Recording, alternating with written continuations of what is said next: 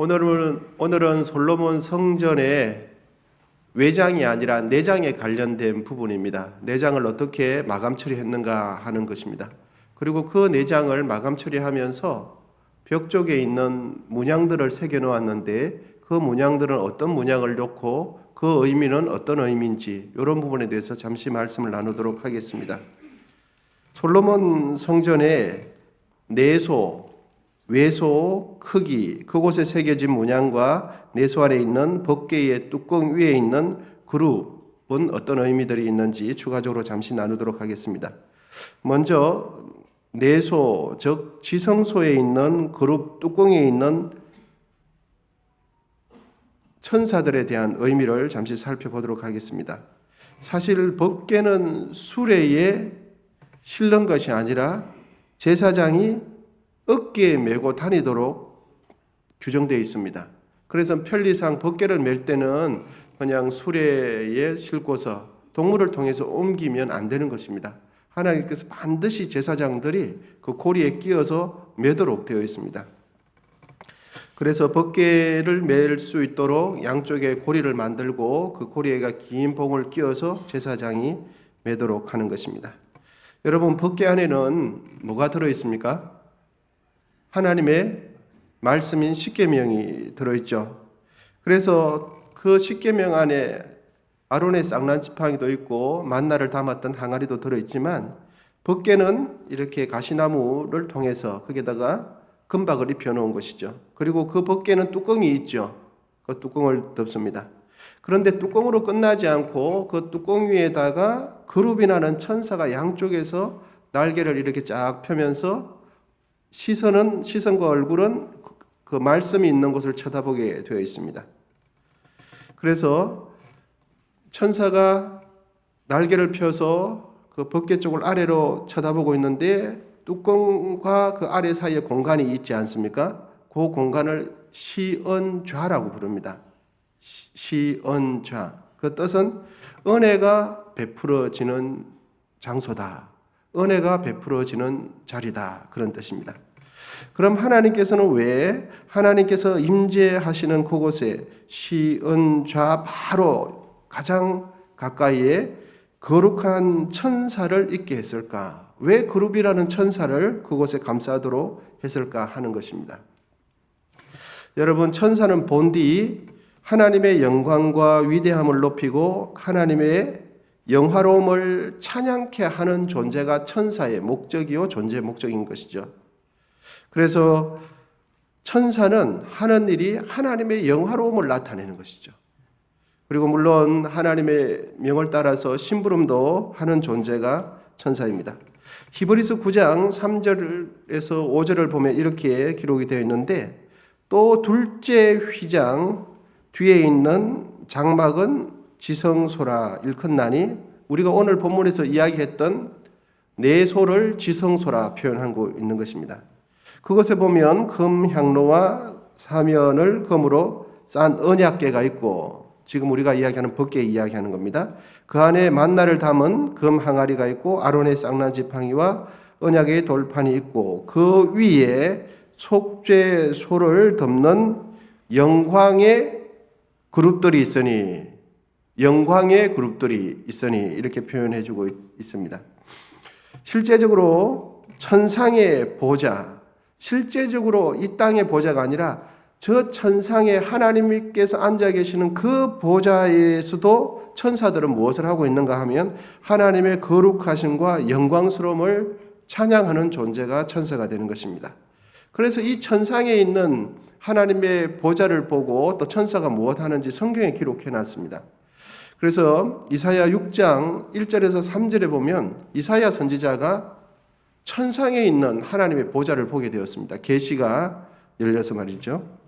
그래 보니까 이사야 왕이 죽던 해에 내가 본즉 주께서 높이 들린 보좌에 앉으셨는데 그의 옷자락은 성전에 가득하였고 서루부이 모시고 섰는데 각긴 6 날개가 있어 그 둘로는 자기 얼굴을 가렸고 그 둘로는 자기 발을 가렸고 그 둘로는 날며 서로 불러 이르되 거룩하다 거룩하다 거룩하다 만군의 여호와여 그의 영광이 온 땅에 충만하도다 하더라. 아멘. 천사가 하는 목적은 하나님의 그 영광스러움과 영원하심, 하나님의 위대하심을 높이는 역할을 하는 것이 천사죠. 여러분, 하나님께서 임재하시는 곳에는 언제나 하나님의 영광이 나타나게 되는 것입니다. 하나님께서 찾아오시는 곳에서는 언제나 그곳이 거룩한 곳이 됩니다. 여러분, 모세가 하나님의 부름을 받을 때에 40살이 되었을 때는 자기가 이런저런 세상적인 조건을 갖추었다고 생각해서 하나님의 백성들을 구원할 수 있다고 생각했습니다. 그래서 바로의 궁궐에서 배운 것도 많고요. 사람들을 어떻게 다스려야 될지도 잘 알았습니다. 그런데 그때는 하나님께서 쓰시지 않았습니다. 그때 어떤 이유로 인하여 광야 생활을 40년 하게 되었죠. 여러분, 광야 생활에서 40년 동안 있었다. 그리고 사람들하고 소통하지 않았다. 그러면 40년 전에 배웠던 기억이 40년이 지났을 때 제대로 작동을 하겠습니까? 안 하겠죠. 그런데 하나님께서는 언제 그를 불렀는가 했을 때 40년이 지난 후에 할아버지가 되셨을 때, 육신의 힘이 다 빠졌을 때, 그저 큰 소리 질러도 혈기 나는 목소리가 아니라 요 앞에까지만 소리 들리는 그런 할아버지가 되었을 때 모세를 불렀어요. 그러면서 모세를 불렀을 때 어떻게 말씀하십니까? 내가 선 곳은 거룩한 땅이니 너의 신을 벗어라. 여러분, 하나님께서 찾아오실 때는 항상 그곳이 광야가 되었든지 초가상간이 되었든지 그곳이 거룩한 곳이 됩니다.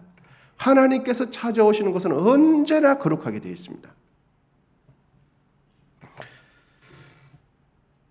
그런데 하나님의 영화로움과 거룩하심은 하나님 자신을 통해서만 나타내기를 원하시지 않고 하나님을 모시고 살아가는 자신의 백성을 통해서도 그 영광스러움, 그 거룩하심을 나타내기를 원하십니다.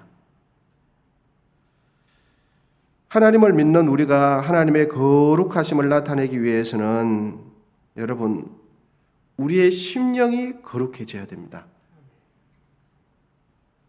우리의 심령이 세상과 구별될 때, 세상과 구별된 생각을 할 때, 세상과 구별된 인생관을 가지고 살아갈 때 우리의 모습과 행동을 통해서 하나님의 거룩하심이 나타나는 것입니다. 거룩하심이라는 것은 본디 청결상의 문제가 아니라 구별됨의 문제인 것입니다. 세상과 다르면 세상과 거룩하게 되는 것이죠. 그리스도의 향기를 우리의 가슴에 품어야 우리를 통해서 그리스도의 향기가 나타나는 것이죠. 그래서 시은 좌를 감싸는 천사 그룹은 무엇을 하는 존재인가? 하나님의 위대함과 하나님의 영화로움을 찬양하는 역할을 하는 것입니다. 여러분, 하나님은 거룩하신 존재인데 하나님을 믿는 우리 속에서, 우리의 모습 속에서 하나님의 거룩함을 조금도 찾아볼 수 없다면 어딘가 문제가 있는 것이죠. 하나님은 거룩한데 하나님을 믿는 우리 속에 하나님의 특성이 조금도 배어있지 않는다. 이거는 깊이 생각해 볼 문제인 것입니다. 두 번째로는 오늘 본문에 보면 성전의 내소와 외소에 새겨진 문양에 대해서 이제 살펴보도록 하겠습니다. 본문 29절과 30절인데요. 29절, 30절에 한번 같이 보도록 하겠습니다. 본문 29절, 30절입니다. 시작. 내외소 사방벽에는 모두 그룹들과 종려와 핀 꽃 형상을 아려 새겼고 내외 성전 마루에는 금으로 입혔으며, 그러니까 지성소와 성소의 마루에는 금으로 입혔죠. 이게 내장 재료입니다.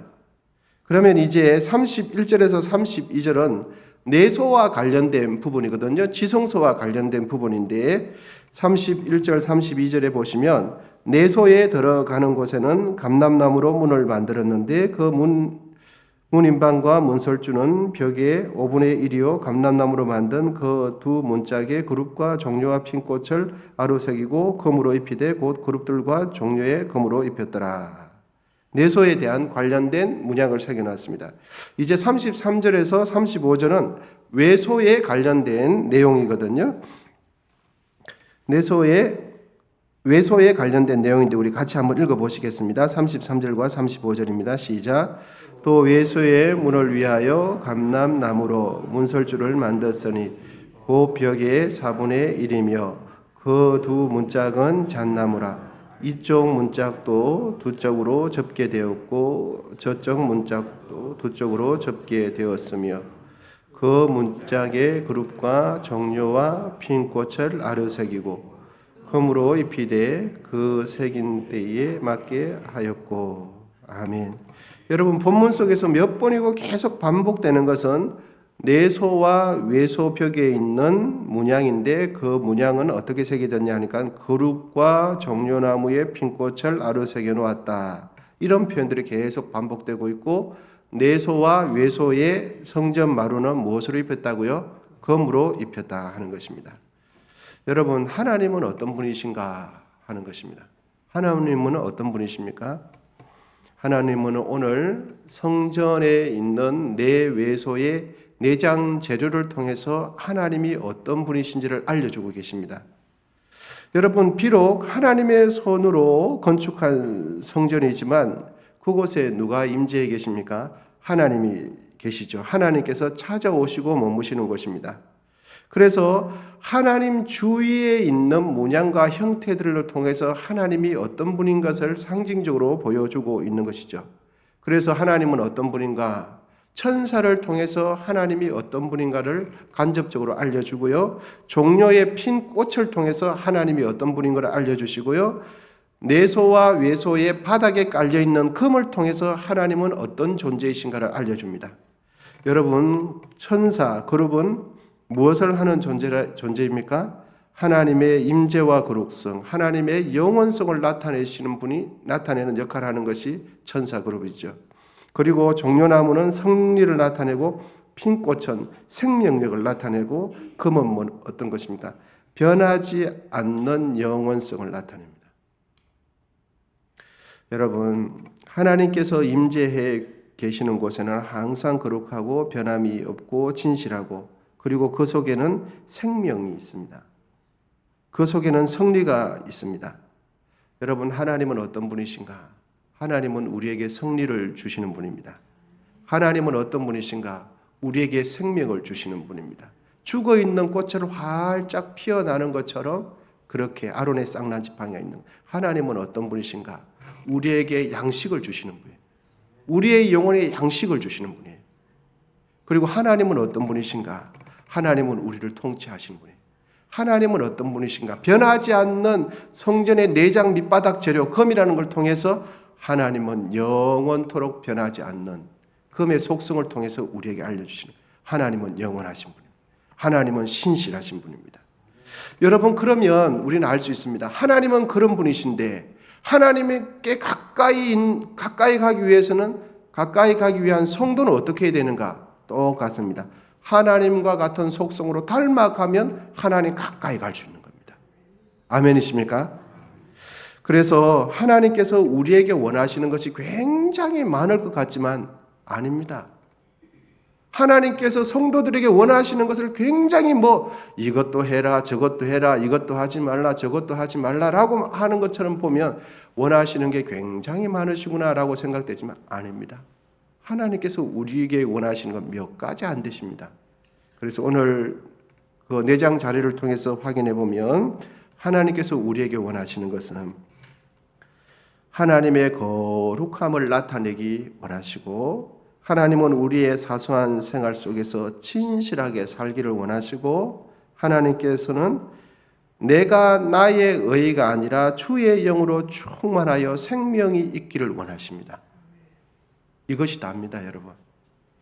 하나님께서 우리에게 원하시는 것이 굉장히 많을 것 같지만 아닙니다. 하나님께서 우리에게 원하시는 것은 여러 가지가 아니에요. 변함없이 세상과 다른 모습으로 살아가기를 원하십니다. 여러분, 세상과 구별되는 생각을 하시고 세상과 구별되는 삶을 살아가십시다.